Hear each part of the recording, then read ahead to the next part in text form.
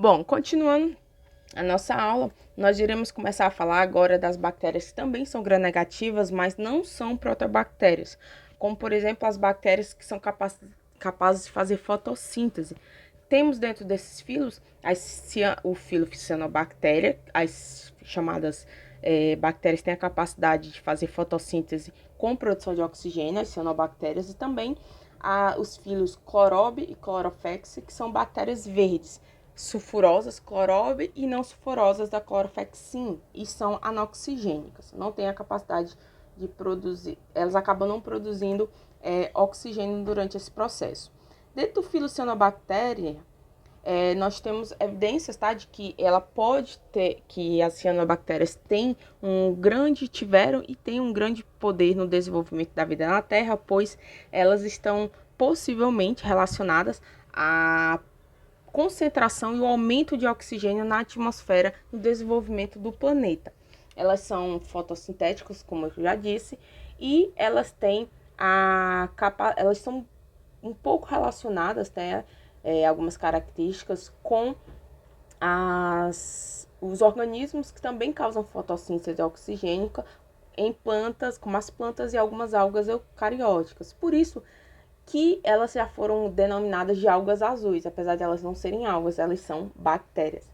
Elas estão também relacionadas ao processo de superenriquecimento nutricional nos corpos d'água, a eutroficação, e também têm a capacidade de fixar nitrogênio, pois elas apresentam regiões específicas, tá? Como nós podemos ver nessa imagem da esquerda, denominados de heterocistos, que apresentam enzimas que têm a capacidade de fixar nitrogênio gasoso em amônia para ser utilizado pela célula em crescimento, tá? Aqui nessa imagem da direita, nós temos as bactérias púrpuras sulfurosas, porém elas não são desse filo que nós estamos falando, tá? Elas são proctobactérias, mas eu coloquei aqui para vocês verificarem que, apesar de elas serem colocadas todos num grupo só por serem falarem, né, nos livros didáticos, por serem fotossintéticas, elas são, na verdade, de filos bem diferentes. O que nós podemos ver nessa tabela aqui do próximo slide. Nós temos as cianobactérias, as bactérias verdes, sulfurosas e não sulfurosas, elas são dos filos pertencentes às bactérias gram-negativas, que não são protobactérias. Porém, as púrpuras, sulfurosas e não sulfurosas, elas são do grupo das proctobactérias. São poucas bactérias dentro do reino do filo Proctobacteria que tem a capacidade de fazer fotossíntese, sendo de todas essas daqui, apenas as que conseguem produzir oxigênio no seu processo são as cianobactérias, enquanto as outras todas são anoxigênicas. Dentro do grupo das que são gram-negativas, nós temos a divisão em dois filos principais, os Firmicutes e Actinobactérias, que se diferenciam principalmente em relação ao índice de C mais G, que é aquele índice que nós falamos na aula anterior, em relação ao percentual de bases nitrogenadas citosina mais guanina, tá? No caso de as que têm baixo índice de C e G, nós temos o filo Firmicutes e as de alto, o Actinobactéria. Dentro do filo Firmicutes, nós temos gêneros importantes, tanto para o setor industrial como para o setor médico. Por exemplo, nós temos os gêneros Clostridium e Bacillus, que são esporulantes, eles produzem endósporos. Já nós temos os de importância médica, Staphylococcus, Enterococcus, Streptococcus, e também os lactobacillus, que são utilizados no processo industrial da produção de vários tipos de alimentos. E também temos o grupo mais diferenciados, os microplasmas, que não apresentam parede celular, mas a nível molecular estão classificados dentro do filo Firmicutes. No caso do gênero Clostridium, nós temos espécies que são anaeróbias obrigatórias, então elas não crescem em oxigênio, produzem endósporos, e esses endósporos são importantes a nível de medicina industrial, porque eles são resistentes ao calor e ao uso de muitas substâncias químicas. Nós temos algumas doenças relacionadas com algumas espécies, por exemplo, o tétano com Clostridium tetani, botulismo com Clostridium botulino, a gangrena gasosa com Clostridium perfringens e o Clostridium difficile, ele é uma bactéria que é natural do trato intestinal, porém se há uma proliferação descontrolada, como o uso indevido de antibióticos, ele pode causar uma diarreia séria no organismo, certo? Observa que eu botei C. tetani, C. Clostridium, porque eu já citei o nome Clostridium antes, tá? Aqui nós temos a ordem bacilares, que nós temos gêneros importantes, bastonetes e cocos gram-negativos, em específico o gênero Bacillus, que são bastonetes, que produzem endósporos, e alguns são patogênicos severos para os seres humanos, e alguns produzem antibióticos. Por exemplo, nós temos o Bacillus anthrax, que causa a doença do anthrax, uma doença que ataca o gado, ovelha, cavalo e é transmitida e pode ser transmitida ao humano e pode ser um possível agente de guerras biológicas, tá? Ele é um bacilo anaeróbio facultativo e imóvel. Nós temos também o bacilo thuringiensis, que afeta insetos, e o bacilo cereus, que é considerado um dos principais causadores de infecção alimentar com produtos que apresentam grande quantidade de amido, como por exemplo os cereais. Aqui nós temos o bacilo thuringiensis, que ele é um patógeno, como eu já tinha dito, que um dos mais conhecidos infectantes de insetos. Ele produz uns cristais intracelulares, como a gente pode ver na imagem da esquerda, quando ele está esporulando, e preparados comerciais dos endósporos da toxina cristalizada, essa toxina aí, podem ser vendidos em lojas de jardinagem, por exemplo, para ser espalhada em plantas. Aqui uma imagem do bacilo cereus e do bacilo anthrax. Outro gênero importante dentro da ordem Bacilares, do filo Firmicutes, é o Staphylococcus aureus. O Staphylococcus aureus ele é gram positivo, anaeróbio facultativo, porém, como ele é facultativo, ele consegue crescer mais rápido e melhor em condições de presença de oxigênio, ou seja, em aerobiose. É uma espécie que está presente em várias mucosas do nosso corpo, como por exemplo também a pele. Eles produzem enterotoxinas e é a enterotoxina que vai causar os sintomas desse processo dessa doença relacionada ao Staphylococcus aureus, tá? Dor de barriga, náusea, enjoo. Por isso que as pessoas que trabalham produzindo, por exemplo, salada crua, se elas não tiverem correta higiene, elas colocarem o dedo, por exemplo, no nariz, passar na pele, pegar naquela alface, por exemplo, você vai ter uma bela dor de barriga, tá?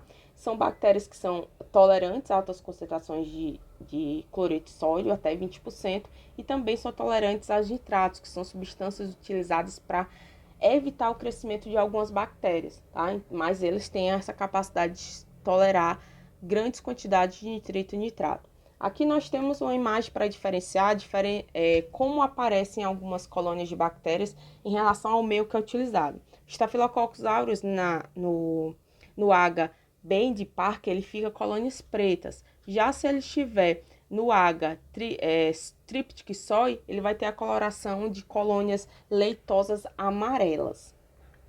Então, dependendo do meio que é utilizado, ele vai ter uma característica diferente. Já o gênero, dentro da ordem Lactobacillus, nós temos o gênero Lactobacillus e Streptococcus. Os lactobacilos, eles são aerotolerantes, eles produzem ácido lático a partir de carboidrato, e essa acidificação do meio acaba tornando difícil de outras bactérias crescerem, então elas não conseguem competir com os lactobacilos. Já os streptococcus, eles têm características parecidas com os lactobacilos, mas eles podem ser hemolíticos e não hemolíticos e causador de várias doenças e infecções. Aqui algumas imagens do lactobacilos à esquerda e streptococcus à direita, inclusive colônias de streptococcus na imagem da direita inferior. Essa imagem eu trouxe para vocês verificarem que no mesmo meio de crescimento, se ele não for muito específico, podem ter crescimento de bactérias até de filos diferentes, como aqui nós temos lactobacillus, que é desse filo Firmicutes, enquanto que a Cetobacter é lá uma Proctobactéria. Já a Listeria, ela é patógena e e ela contamina principalmente alimentos, como os laticínios, e em específico a espécie Listeria monocytogenes, ela tem uma capacidade de sobreviver a vários processos fagocíticos do sistema imunológico. Ela não é esporulante e é uma anaeróbia facultativa. Aqui nós temos algumas imagens, tá, da Listeria, e a Listeria em água-sangue, no crescimento.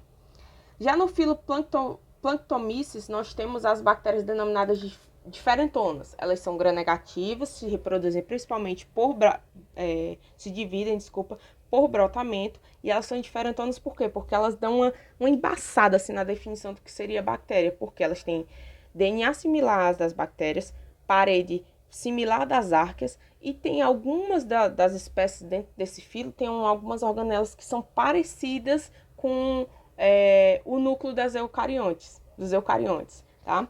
Um gênero bastante conhecido dentro desse filo é o Planctomyces, mas há outros, como Gemata, Isosfera e Pirelula.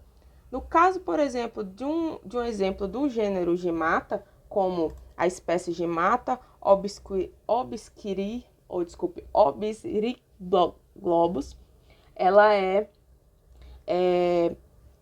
ela apresenta esse exemplo do núcleo que eu falei, que parece uma organela parecendo com o núcleo eucarioto, como nós vemos na imagem da esquerda, que ela tem um nucleoide interno que está envolvido por uma membrana nuclear. Já o filo Clamidae, são bactérias que não têm peptidoglicana em sua parede celular. Anteriormente, elas eram do grupo lá das rictécias, das bactérias, das proctobactérias, era uma alfa-proctobactéria. Porém, elas, apesar de crescerem também intracelularmente nas células hospedeiras como as rictécias, mas as diferenças genéticas as tornaram filos diferentes. Tá? As clamídias, elas têm uma característica mais diferenciada desses filos, que é o grupo, né, denominado dessas bactérias dentro desse filo, são a característica de terem apenas um único ciclo de desenvolvimento, tá? Onde o corpo elementar é o corpo infeccioso dentro desse processo.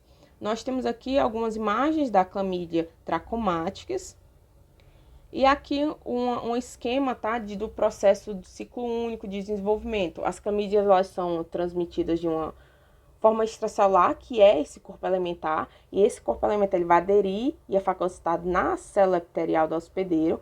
Então, esse corpo elementar ele vai se transformar em um organismo intracelular replicante, tá, que denominamos de corpo reticulado, e esse corpo reticulado vão se dividir por fissão binária junto aos vacúolos ligados à membrana, formando as denominadas inclusões, e decorridos de 30, 40, 45 horas, essa inclusão se rompe e os corpos alimentares são liberados para infectar outras células hospedeiras.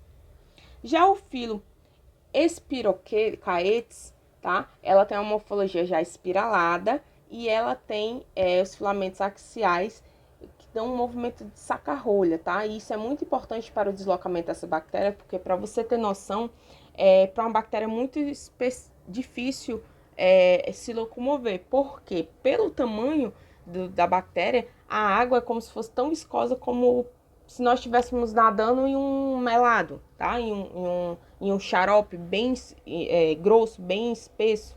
E essas bactérias, com esse sistema de filamento axial, desse movimento de saca-rolha, elas conseguem se mover 100 vezes o seu comprimento por segundo. Enquanto, por exemplo, um peixe grande, bastante nadador como o atum, ele só consegue se mover 10 vezes a distância relativa ao seu comprimento por segundo. Então, são sistemas de locomoção bastante eficientes. Aqui alguns exemplos de gêneros importantes, como Borrelia, Brevimeta, Leptospira, Leptonema, entre outros. No caso aqui, um exemplo de espécie espécie dentro desse filo, nós temos Treponema pálido, tá? Que está relacionado com a doença sífilis. Nós temos também uma bactéria do gênero Borrelia, que causa febre recorrente e está relacionada à doença de Lyme, que é uma doença grave, que é transmitida por carrapatos e piolhos, como, por exemplo, a Borrelia burgdorferi, é difícil, né, falar os nomes, Vamos lá de Borrelia burgdorferi. Vamos ler do jeito que escreve. Nós temos aqui outros exemplos, por exemplo, da espécie Leptospira interrogans. Observe que eu coloquei aqui em inglês, ó, porque muitos dos locais que vocês forem procurar a parte taxonômica, vocês vão achar sites em inglês. Nós temos domínio, domain, phylum, phylum, class, order, family, genus para genus, gênero e species para espécie, tá? Então, no caso da leptospirose, ela é disseminada entre humanos pela água contaminada por espécies como, por exemplo, essas do gênero Leptospira.